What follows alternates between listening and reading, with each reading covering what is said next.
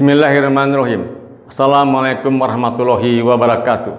Perkenalkan, nama saya Mustafa Kamil Tahir, alumni Teknik Kimia ITB Angkatan 74, yang dibantu oleh rekan Susbandono, alumni Teknik Industri ITB Angkatan 74 sebagai moderator. Selamat malam dan salam sejahtera buat kita semua. Terima kasih kami ucapkan kepada bapak-bapak narasumber yang berkenan memberikan pencerahan kepada peserta webinar 1 yang diselenggarakan oleh Solidaritas ITB 74 atau SolidTBeta, khususnya kepada Bapak Insinyur Sarwono Kusuma Atmaja, Ketua Dewan Mahasiswa ITB 1967-1998, Menteri PAN 1988-1993, Menteri Lingkungan Hidup 1993-1998, Menteri Kelautan 1999-2001. Tema webinar pertama ini adalah situasi politik saat ini. Selamat mendengarkan webinar pertama dan diskusi dengan para narasumber. Semoga bermanfaat kita semua. Terima kasih. Wassalamualaikum warahmatullahi wabarakatuh. Terima kasih Kamil. Terima kasih semua teman yang ada di laptop saya pada sore dan malam hari ini. Peristiwa kepada para narasumber. Yang pertama ingin saya sampaikan terima kasih dan salam hormat untuk Pak Sarwono, senior kami, senior kita semua, bahwa beliau sudah hadir pada sore dan malam hari ini. Pak Sarwono adalah mantan ketua dewan, atau bukan mantan. Pak Sarwono adalah ketua Dewan Mahasiswa ITB tahun 67 dan 68. Kemudian beliau menjadi aktivis ketika sudah lulus. Dan yang paling menarik adalah beliau adalah Menteri Penertiban Aparatur Negara. Biasa disingkat Menteri PAN. Yang kedua, ini adalah Heri Ahmadi. Beliau adalah Ketua Dewan Mahasiswa 1977-1978. Yang ketiga, narasumber yang ketiga ini adalah teman saya sejak masuk Teknik Industri 74. Dia adalah Dadan. Dadan ini aktivis mahasiswa pada waktu itu. Selamat datang Dadan di alam kita, bahwa kita sangat gembira. Jadi mari kita dengarkan bersama ketiga narasumber yang luar biasa ini. Pak Sarwono Kusuma Atmaja, Heri Ahmadi yang sebentar lagi dilantik menjadi Duta Besar Indonesia di Jepang, dan Profesor Dadan. Pada narasumber yang pertama, Pak Sarwono Kusuma Atmaja, the screen is yours. Terima kasih Mas Susbandono. Saya gembira sekali berada di antara kawan-kawan yang sudah lama diantaranya nggak ketemu begitu ya. Nah, tentunya termasuk Pak Mas Heri Ahmadi. Selamat telah diberi kepercayaan untuk menjabat Duta Besar RI di Jepang. Makasih Mas. Ya, tadi saya mendengarkan uraian dari Mas Kamil tentang demokrasi dan sistem kepartaian dan kenapa kita harus komit untuk menyelamatkan tatanan demokrasi kita di masa-masa yang sulit ini, karena ada kekuatan-kekuatan lain yang sedang bekerja untuk katakanlah mengambil alih kekuasaan. Ya, kita tahu bahwa mereka tuh siapa, itu maunya apa, dan kira-kira kalau mereka dikasih jalan untuk berkuasa, kita memang situasinya akan lebih buruk dari sekarang.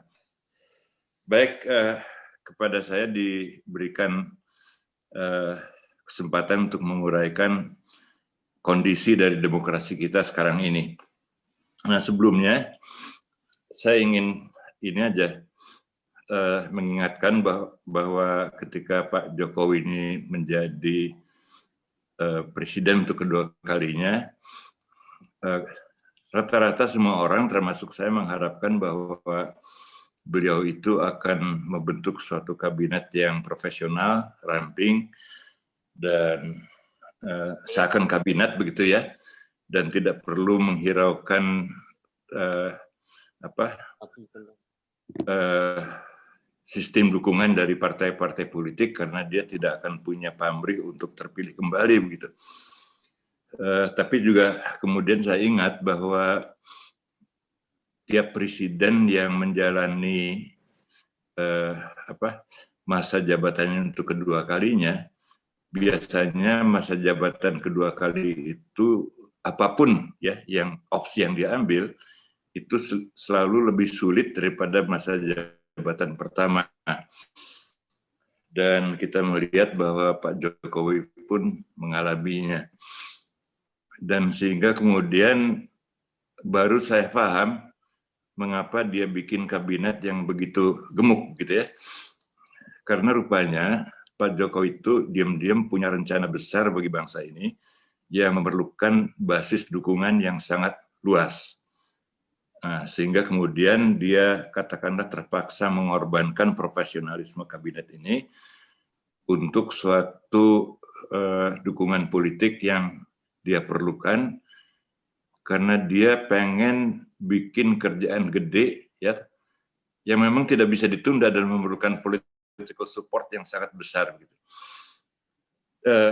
Untuk menjelaskan kenapa dia memerlukan menyiapkan pekerjaan yang besar itu, ingin saya gambarkan kira-kira begini masa depan dari kita dan dunia ini.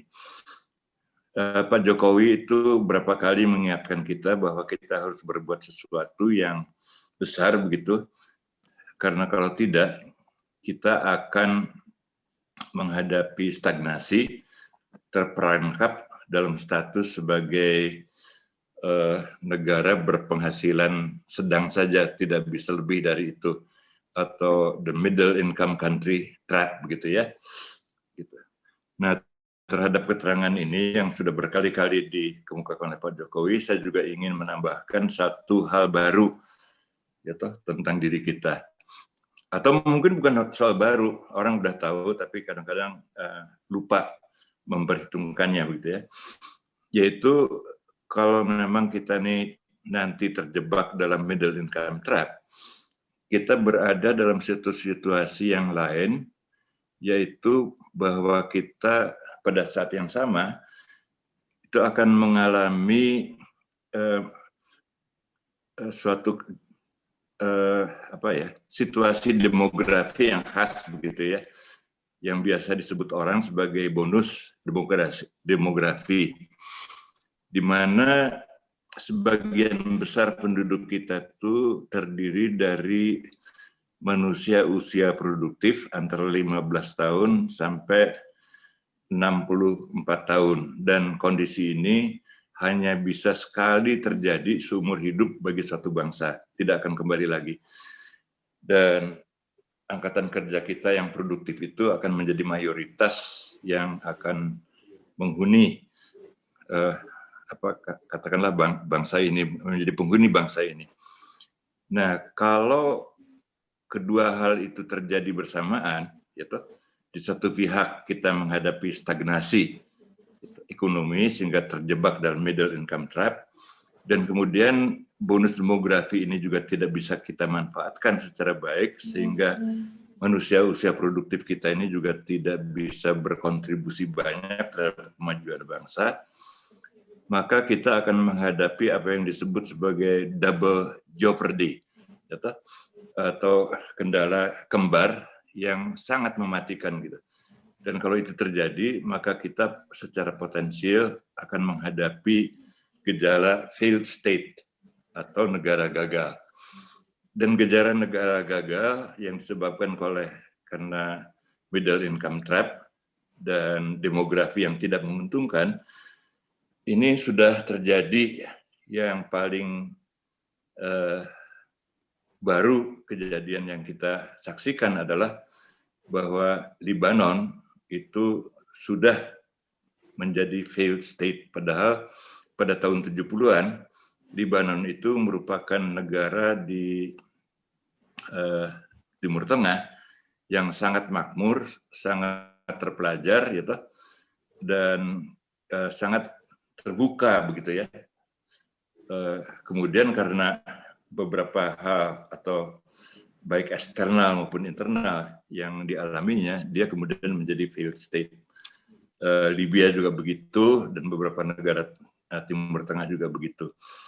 Nah, rupanya Mas Jokowi ini punya gawe yang besar untuk mempreempt masalah ini, yang kemudian kita kenal sebagai gagasan untuk katakanlah membuat suatu omnibus law yang namanya Undang-Undang Cipta Kerja. Gitu. Mengapa itu harus dilakukan? Karena arsitektur legal kita ini sangat buruk. Gitu. Satu undang-undang isinya bertentangan dengan undang-undang lainnya. Dan karena itu kemudian akibatnya adalah bahwa birokrasi pun tersusun atas kotak-kotak yang satu sama lain tidak bisa mendukung. Gitu. Bukan hanya tumpang tindih, tapi juga tabrakan begitu. Nah, tabrakan birokrasi ini tidak bisa diselesaikan di tingkat penataan birokrasi saja, tetapi memerlukan perubahan arsitektur hukum di atasnya. Dan arsitektur hukum di atasnya itu harus dirombak secara komprehensif, gitu ya. Baru kemudian di bawahnya kita bisa menatanya. Dan kemudian terjadilah apa yang kita saksikan, bahwa Omnibus Law itu kemudian didaftarkan ke parlemen sebagai prolegnas oleh parlemen, kemudian ditangani, ya toh. Dan kemudian setelah heboh yang luar biasa besarnya, ya toh, kemudian sekarang sudah ada di tangan presiden untuk ditandatangani, gitu. Dan di situ kelihatan bahwa dalam rangka sosialisasi persiapan, gitu, maupun presentasi daripada Undang-Undang Cipta Kerja ini, itu terjadi kekacauan komunikasi yang luar biasa, ya, sehingga kita semuanya bingung, dan termasuk yang beriktikat baik terhadap Pak Jokowi juga bingung melihatnya. Dan ini juga memberikan kesempatan bagi orang-orang yang haus kekuasaan untuk muncul kembali, mencemari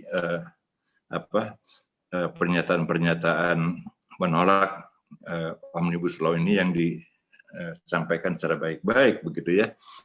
Tapi patut diingat bahwa miskomunikasi yang terjadi, ya toh, kemudian juga kekacauan konseptual yang terjadi dalam penyusunan Undang-Undang Cipta Kerja ini, itu adalah memang bagian dari problem yang kita hadapi, yaitu arsitektur legal yang buruk dan birokrasi yang terpecah-pecah. Ya toh, ya konsekuensinya semua yang dilakukan, semua pekerjaan besar yang dilakukan juga begitu nasibnya, gitu ya. Nah, jadi hiruk pikuknya Omnibus Law ini merupakan cerminan dari situasi bangsa kita secara umum yang memang tidak siap untuk menyambut masa depan yang demikian kompleks dan boleh katakanlah misterius, begitu ya. Jadi misalnya dari tatanan global, kita melihat bahwa tatanan global ini dipengaruhi perkembangannya oleh paling tidak 3 hal, yaitu pandemi ini yang luar biasa sekali dampaknya di mana-mana. Kita bisa saksikan sendiri bahwa kita bukanlah yang terburuk, ya, nasibnya di dalam menangani COVID ini. Banyak negara lain yang jauh lebih susah situasinya dibandingkan dengan kita. Juga ada faktor perubahan iklim yang jarang disinggung oleh kita. Perubahan iklim adalah suatu gejala yang dulunya gejala perubahan yang sifatnya merayap, gitu ya, pelan-pelan tanpa terasa, tapi iklim itu berubah. Nah, gejala perubahan yang merayap ini belakangan sudah berubah, bahwa iklim ini tidak lagi merayap perubahannya, tetapi drastis meningkat dan tiba-tiba, gitu ya. Kita melihat bahwa California terbakar habis hutan-hutannya, itu sampai kira-kira 3 juta hektar tuh habis ya di Oregon, California, Washington State dan seterusnya tanpa bisa dihentikan. Dan Amerika sendiri mengakui bahwa efektivitas mengendalikan kebakaran hutan itu adalah 0%. Nggak bisa apa-apa mereka. Ya, ratusan ribu rumah hancur, ribuan orang harus mengungsi dan seterusnya. Sebelumnya terjadi juga di Australia, kurang lebih sama juga 3 atau 4 juta hektar terbakar habis. Dan yang lebih mengerikan lagi, belakangan ada berita dari Rusia gitu ya, bahwa kawasan permafrost di Siberia yang dulunya selalu berada di bawah titik beku, itu hutan-hutan pinusnya mulai terbakar karena kepanasan. Dan ini mengerikan kenapa? Karena di hutan-hutan di Siberia itu ada kristal metan ya yang berbentuk solid begitu ya, dan berada di bawah titik beku. Nah, kalau kristal metan ini kemudian mencair dan lepas ke udara, itu kandungan metan di atmosfer itu akan sangat mempengaruhi perubahan iklim. Dan sekarang para ahli perubahan iklim itu mengatakan bahwa kenaikan suhu bumi rata-rata itu sudah mendekati batas toleransi di mana perubahan iklim itu masih bisa dikendalikan begitu ya. Kalau batas itu dilewati, maka kita akan mengalami bencana yang irreversible, yang tidak bisa disembuhkan lagi. Dan itulah yang mengalami akselerasi. Yang ketiga adalah soal geopolitik global, di mana siapa yang makmur, siapa yang kuat, siapa yang lemah, siapa yang tidak berdaya itu ini mengalami perubahan begitu. Ada dinamika geopolitik baru yang lahir dan kemudian ini menciptakan berbagai aliansi baru dan ketegangan-ketegangan baru, perubahan-perubahan yang luar biasa besarnya yang mungkin kita tidak pernah antisipasi sebelumnya. Antara lain yang sekarang terjadi adalah bahwa sebagai contoh saja ya, beberapa negara Arab tertentu sudah menjalin hubungan diplomatik dengan Israel dan ini akan berlanjut begitu. Nah, dalam negeri gimana? Tentunya apa yang terjadi di dalam negeri tidak bisa terlepas dari apa yang terjadi secara global, yaitu pandemi, perubahan iklim, dan perubahan-perubahan geopolitik.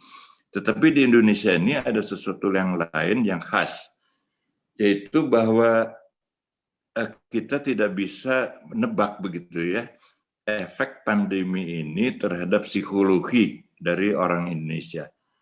Belum kita bisa tebak. Gitu.